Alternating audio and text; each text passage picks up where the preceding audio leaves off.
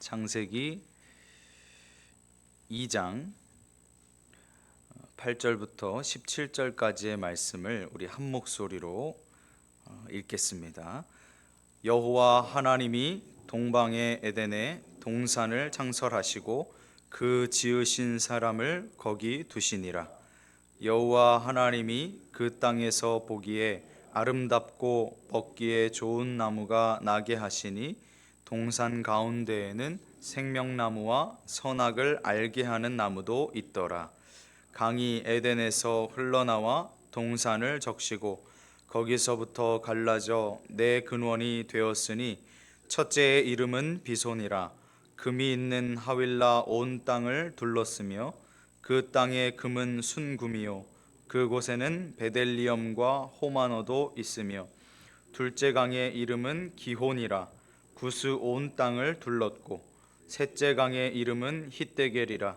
아수르 동쪽으로 흘렀으며 넷째 강은 유브라데더라. 여호와 하나님이 그 사람을 이끌어 에덴 동산에 두어 그것을 경작하며 지키게 하시고 여호와 하나님이 그 사람에게 명하여 이르시되 동산 각종 나무의 열매는 네가 임의로 먹되 선악을 알게 하는 나무의 열매는 먹지 말라. 내가 먹는 날에는 반드시 죽으리라 하시니라. 아멘. 오늘 말씀 제목은요, 선악을 알게 하는 나무입니다. 주님께서 신년 특별 새벽 기도회를 통해서 우리 모두에게 크신 은혜를 내려주신 줄 믿습니다. 2025년 을사년이라고 하는데요, 이 새해 하나님께서 베푸시는 역전의 은혜를 통해서 또 그 은혜를 풍성히 경험하심으로 내 믿음의 전성기가 열리게 될 줄로 믿습니다. 기대하고 사모하는 자는 복이 있도다. 아멘이시죠? 신명기 11장 12절 말씀에 보니까 하나님께서 우리의 삶을 연초부터 연말까지 지키신다. 하나님의 눈 위에 우리의 삶이 연초부터 연말까지 항상 계신다라는 말씀이 나오거든요. 하나님의 그 귀하신 은혜와 보호하심이, 인도하심이 우리 성도님들의 삶 가운데 연초부터 연말까지 이어질 수 있기를 소망합니다. 본문에 들어가기에 앞서서 한 가지 염두하고 이 본문을 보실 필요가 있습니다. 창세기 2장 4절부터 25절까지 에덴의 성소에서 한 남자와 한 여자의 이야기를 하나님께서 들려주시는데요, 마치 이 파노라마처럼 촥촥촥촥촥 이렇게 사진이 넘어가는 것처럼요, 한눈에 펼쳐져 보였던 이 창세기 1장의 창조 이야기가 곧바로 여섯째 날을 보완하는 성격을 가지고 있는 2장, 오늘 읽은 2장으로 넘어가게 됩니다. 창세기 2장은 에덴 동산에 살았던 인류의 첫 번째 부부가 지음을 받은 것에 초점이 맞춰져 있는데요, 그 표현 방법이나 내용과 관련해서 창세기 1장과 상당히 다른 것을 알 수가 있어요. 그냥 우리가 읽기만 해도 이상하다, 창세기 1장하고 2장하고 분명히 내용은 같은 것 같은데 조금 차이가 있거든요, 유심히 보시면. 근데 그 내용이 1장의 것과 그래서 다른 것이냐, 성격이 아주 다른 것이냐 하면 그건 또 아니에요. 어긋나는 것은 전혀 없어요. 1장에서 했던 말씀을 2장에서 다시 하는데 그게 다른 것이 아니고 조금 더 확장된 의미를 나타내 준다라고 이해하시면 되겠습니다. 마치 이전의 영상을 다시 보여주는 것처럼, 왜냐하면 그것을 잊었을까 봐 그것을 기억하라고 다시 강조하면서 그 영상을 보여주는 것처럼 문학적인 성격이 지금 이 창세기 1장과 2장에 나타나 있는 것입니다. 그래서 창세기 1장 27절에 기록되어 있던 내용을 자세하게 보충해주고 있는 게 바로 2장의 내용입니다. 이 창세기 1장에 하나님께서는 어떤 분으로 묘사가 되냐면 절대적인 분, 그러니까 초월적인 존재로서 이제 하나님이 묘사가 돼요. 창조하시는 모습, 이 세상을 말씀으로 창조하시는 절대 주권을 가지신 하나님의 모습이 나타나는데요, 반면에 2장으로 넘어와 보면 추가적으로 하나님께서 그런 초월적이시고 또 하나님이 말씀으로 창조하시는 그 전능자의 모습이 있으신 반면에 2장에서는 어느 곳에나 계시는, 또 인간과 함께 하시는 그런 인격적인 분으로 묘사가 되고 있습니다. 하나님에 대한 이 두 가지의 그림이 균형이 맞춰져야 돼요. 우리의 신앙에 있어서도 마찬가지입니다. 하나님을 어떤 내가 가까이 하기에는 너무 먼 당신처럼 이렇게 막 위대하시고 크고 광활하시고 대단하신 분으로만 여기는 것이 아니라, 그런 하나님이시지만 나와 언제나 함께 하시고 내 인생을 돌보시고 인도하시고 계시다는 것을 잊어서는 안 되는 것입니다. 아담과 하와에게도 하나님이 그런 분이셨어요. 그래서 아담과 하와는 이 타락 이전까지 상상해 보건대 하나님과 정말 친밀한 관계를 매일매일 매 시간 매 1분 1초를 그렇게 느끼면서 살았을 것 같아요. 하나님에 대한 이 두 가지의 균형이 우리 성도님들의 인생에도 있으시기를 바랍니다. 그러면서 하나님의 본성을 더 충실하고 그리고 풍부하게 알려주고 있습니다. 나아가서 창세기 1장은요 인간의 왕적인 특성을 묘사하고 있는데, 2장에서는 인간이 지니고 있는 제사장적인 측면을 또 강조하고 있어요. 그러니까 인간이 두 가지 속성이 있는 거예요. 왕적인 그리고 제사장적인. 이 두 가지를 기억하시면 좋겠습니다. 이제 본문으로 좀 들어가서 8절 9절 말씀에 하나님께서 동방에 에덴을 창설하셨다. 그러니까 동방이라는 것은 동쪽에 있다 이런 뜻이거든요. 정확히 어느 지점인지는 알 수는 없지만 동쪽에 에덴이라는 동산을 만들어 주셨는데, 그곳에 사람을 위해서 적합한 환경을 제공해 주셔서 에덴이라는 곳이 창설되게 만들어지게 됩니다. 이 에덴이라는 말의 뜻은 잘 아시겠지만 즐거움 또는 기쁨이라는 뜻이 담겨져 있어요. 그러니까 기쁨과 즐거움이 충만한 곳이 에덴이었어요. 하나님께서 그 땅의 흙으로, 에덴에 있는 그 땅의 흙으로 사람을 지으셨어요. 그러니까 하나님께서 인간을 처음에 창조하실 때 어떤 존재로 창조하셨냐면 즐거움과 기쁨이 가득한 존재로, 그냥 가만히 있어도 하나님 안에서 하나님과 그 즐거움과 기쁨을 누릴 수 있는 존재로 창조하신 거예요.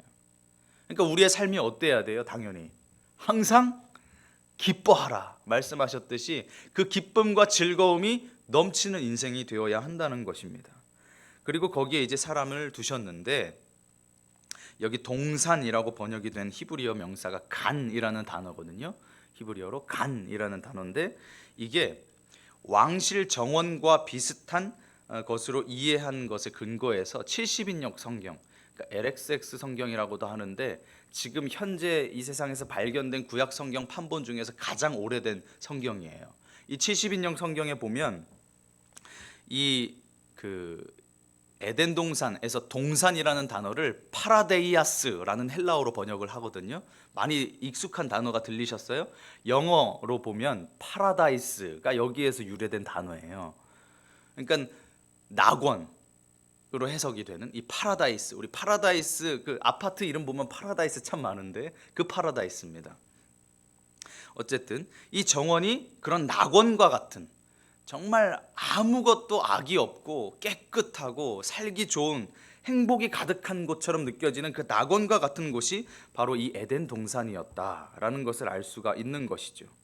그리고 이 정원이 매우 풍요로운 것이었다는 것도 알 수가 있는데, 여기 말씀 표현해 보면 창세기 2장에 보기에 아름답고 먹기에 좋은 온갖 나무가 그 정원에서 자라고 있었다. 이 모든 나무들이 이 동산에서 풍성하게 생명력을 나타내면서 자라고 있었다는 사실이 이것을 입증해주고 있습니다. 말 그대로 에덴 동산은 먹거리가 넘쳐나는 곳이었어요. 그러니까 인간에게 부족함이 전혀 없는, 너무 풍성한 곳인 거죠. 그런데 온갖 나무들 가운데서 특히 두 가지, 곧 생명나무와 선악을 알게 하는 나무 두 가지가 언급이 됩니다. 이 나무 두 가지가 여기서 미리 언급이 되고 있는데, 창세기 3장 6절에 가면 뱀이 하와를 유혹하면서 이 나무가 등장하죠. 선악을 알게 하는 나무. 여자가 그 나무를 본즉 어떻게 해요? 먹음직도 하고 보암직도 하고 지혜롭게 할 만큼 탐스럽기도 하다 라고 그 나무를 묘사를 하는데, 언뜻 보기에도 아마 상당히 매력적으로 보였던 나무 같아요. 생김새가. 그러니까 사람의 이목을 끌고 거기에 다가가게끔 만들어지고 또 그것을 열매를 다 먹을 수밖에 없는 상당히 일반적인 나무들과는 느껴지는 풍새가 굉장히 매력적이었던 것 같아요.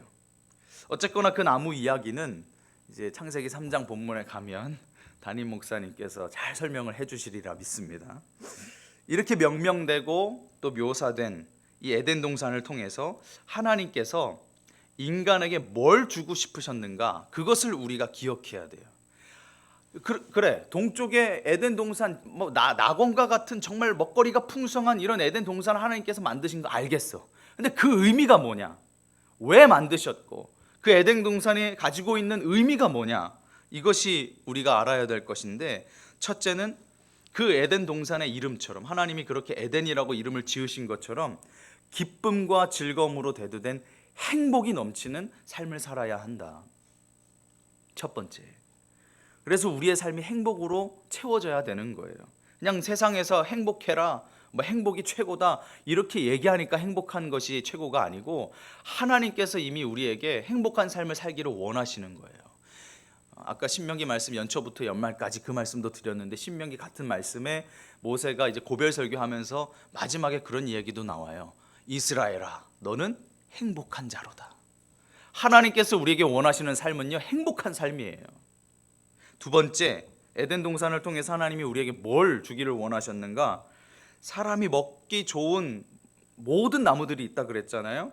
그것이 즐비한 풍성함, 거기서부터 나오는 어떤 풍족함, 넉넉함, 이것을 하나님께서 인간에게 주기를 원하셨던 거예요.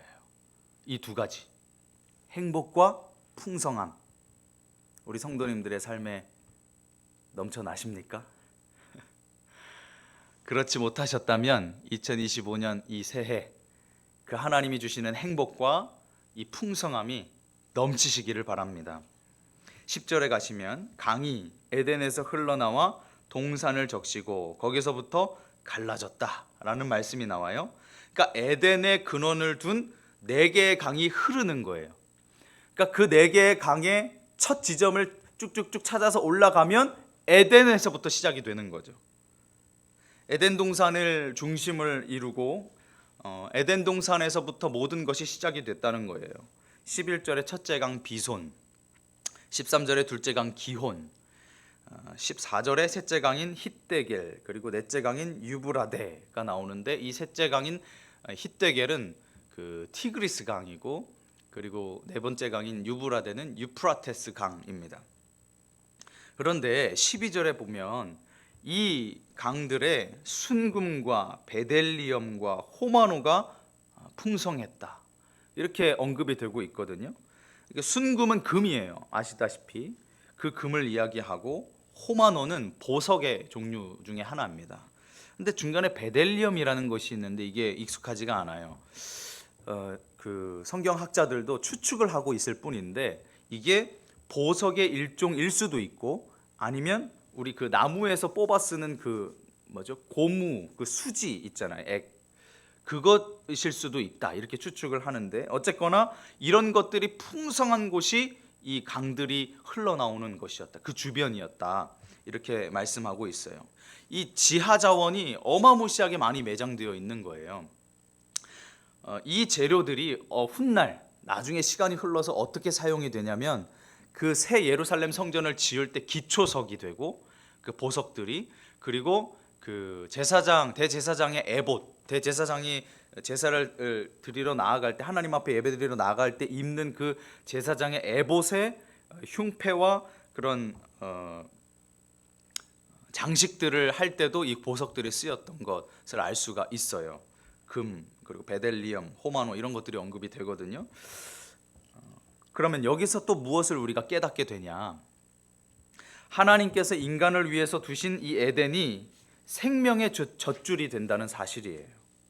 그 강변에 기대어 사는 자들은 그 강의 생명력으로부터 얻게 되는 육신의 필요를 채울 수 있을 뿐만 아니라, 영적인 측면에서도 요한복음 7장 38절 예수님께서 말씀하시잖아요. 나를 믿는 자는 성경의 이름과 같이 그 배에서 생수의 강이 흘러나오리라 라고 말씀하시잖아요. 그러니까 영적으로도 예수님을 중심으로 하는 삶, 예수님을 중심으로 모시고 사는 삶은 늘 풍성함을 누릴 수밖에 없는 거예요. 시편에도 그 다윗이 고백하지 않습니까? 시냇가에 심겨진 나무는 사시사철 푸르름을 유지할 수밖에 없는 거예요. 그것처럼 우리가 영적으로도 예수님 안에 거하게 될 때, 예수님을 우리의 생명의 근원과 원천으로 삼아 살아갈 때 그 안에서 생수의 강, 하나님의 은혜의 강이 흘러넘치게 되는 줄 믿습니다. 그러면 다윗이 고백했던 것처럼 시편 23편 5절, 내 잔이 넘치나이다. 내 잔이 넘치나이다. 근데 생각해 보세요. 다윗이 그 고백을 할 때 여호와는 나의 목자시니라고 시작을 하고 마지막에 내 잔이 넘칩니다 이렇게 고백을 하거든요. 하나님 안에서 풍성한 것을 계속 노래해요. 그런데 그 당시 시편 23편을 쓸 때 다윗의 상황과 심경은요, 그렇게 고백할 수 있는 상황이 아니에요.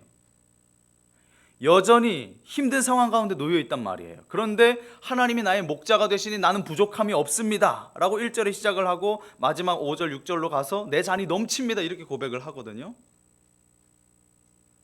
성도 여러분, 뭔가 채워졌다고 하나님 나의 목자시니 부족함이 없습니다, 이 고백은요 아무 느낌이 없어요. 의미가 없어요. 그런데 다윗을 보세요. 부족한 것이 많은데, 채워지지 않았는데 하나님 나의 목자가 되시니 내가 부족함이 없습니다 이렇게 고백하는 것은요 차원이 다른 고백이에요. 지금 그 말씀이 이 창세기에 있는 그 네 개의 강이 에덴에서부터, 그 중심에서부터 흘러나오는 것에서도 알 수가 있는 것이죠. 15절에 넘어가 보실까요? 여호와 하나님이 그 사람을 이끌어 에덴 동산에 두어 그것을 경작하며 어떻게 하셨다? 지키게 하셨다. 여기 경작한다, 또 지키게 한다, 이 두 단어를 중요하게 보시면 좋겠는데, 경작한다라는 뜻은요 돌본다, 섬긴다 이런 뜻이에요. 그리고 지킨다라는 뜻은 보호한다라는 뜻이에요. 이게 우리의 사명인 줄 믿습니다. 이게 우리의 사명인 줄 믿습니다.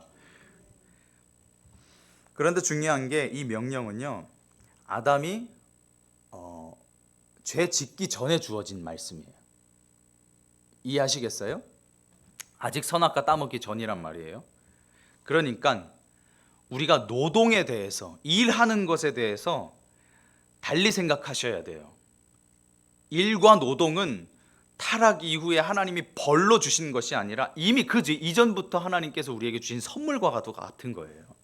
경작하라, 지켜라, 보호하고 섬기고 일하라 라는 것이 아담이 타락하기 전에 주어진 말씀이라는 거예요. 죄의 결과로 주어진 게 아니라. 그러니까 노동은 우리가 멀리 해야 돼, 안 하면 안 할수록 좋아, 깊이 해야 해, 이게 아니에요. 노동과 일을 통해서 하나님이 주신 즐거움과 기쁨을 맛볼 수가 있거든요. 인간이 생산을 위해서 일하는 것은 하나님께서 인간을 창조하실 때 미리 계획하신 선한 목적 가운데 일부예요. 그러니까 그 일과 노동 가운데 하나님을 만나셔야 돼요. 아우 지겨워 죽겠어. 어우 팔다리 아프네. 오늘 출근하기 너무 힘들다. 교회에서 봉사하고 섬기는 것도 마찬가지예요.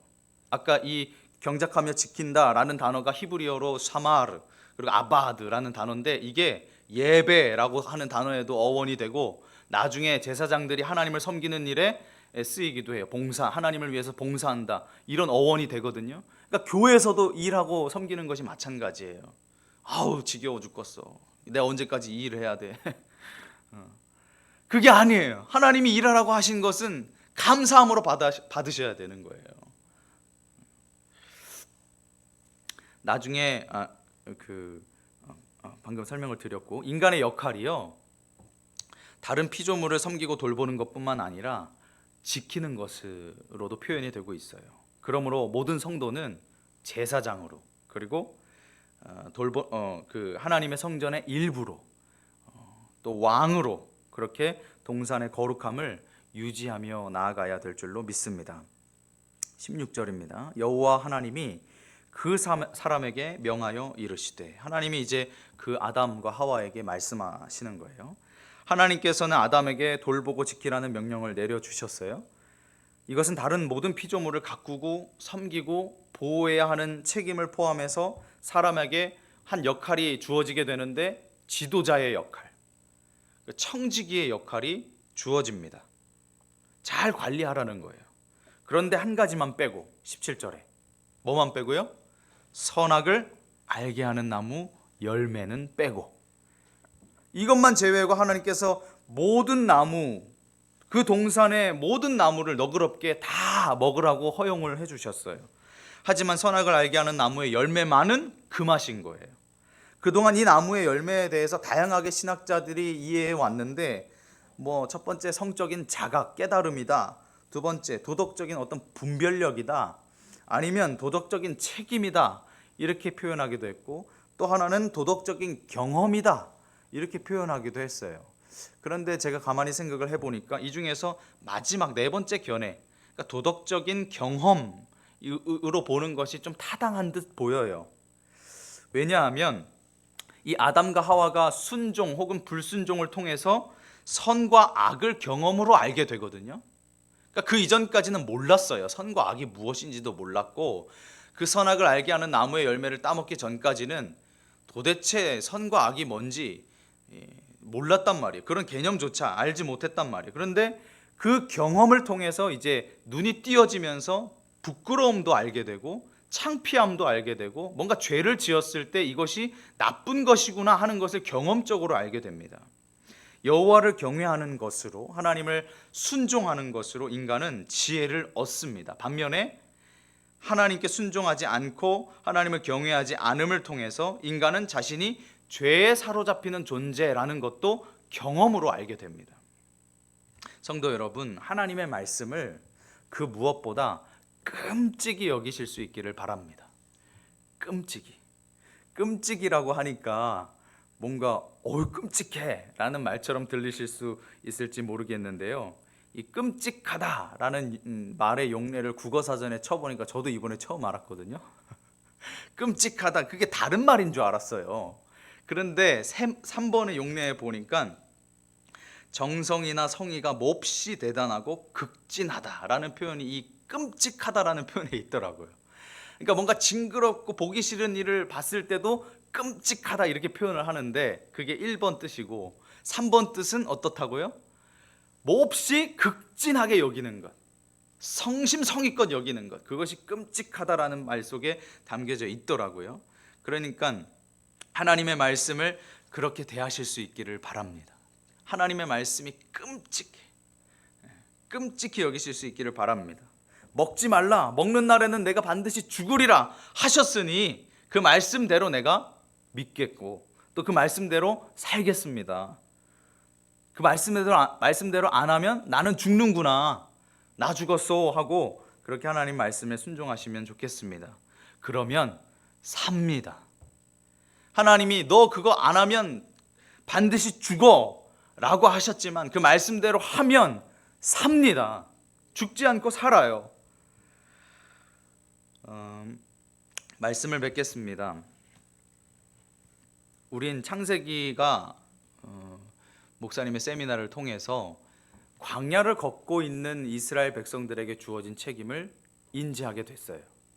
그러면 이렇게 한번 생각해 보세요. 눈이 수북히 쌓여 있는 그곳을 처음 디뎌 나가는 것은 매우 어렵고 힘든 일일 거예요. 버거울 거예요. 눈이 이만큼 쌓여 있는데 내가 처음 그 길을 헤쳐간다고 생각해 보세요. 힘들어요. 그런데 먼저 간 이들이 있어서 그 길이 다져져 있는 길 위를 내가 걸어가면 미끄럽긴 하지만 훨씬 수월할 거예요. 그렇죠? 앞서간 자들이 있습니다. 이스라엘 백성들이에요. 하나님과 함께 했고 하나님의 말씀과 함께 했어요. 우여곡절이 많았어요. 불순종도 했고 죄도 지었고 하나님의 마음을 아프게도 했습니다. 그런데 그들이 먼저 그 눈길을 먼저 걸어간 거예요. 우리는 그 길 위에 또 발을 내딛습니다. 이스라엘 백성들처럼. 상황은 다르고 시대는 다르지만. 그러면 우리는 훨씬 더 이 믿음의 여정을 어떻게 할 수 있냐면 시간도 절약할 수 있고 훨씬 더 우여곡절도 줄일 수 있고 훨씬 더 수월하게 그 길을 걸어갈 수 있는 거예요. 먼저 걸어간 자들이 있기 때문에.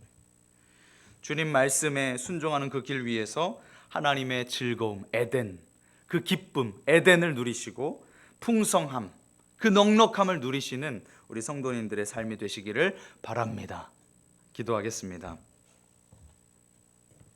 하나님 아버지, 감사합니다. 오늘 하나님께서 에덴의 말씀을 통하여 귀한 깨달음과 은혜를 주시니 감사합니다.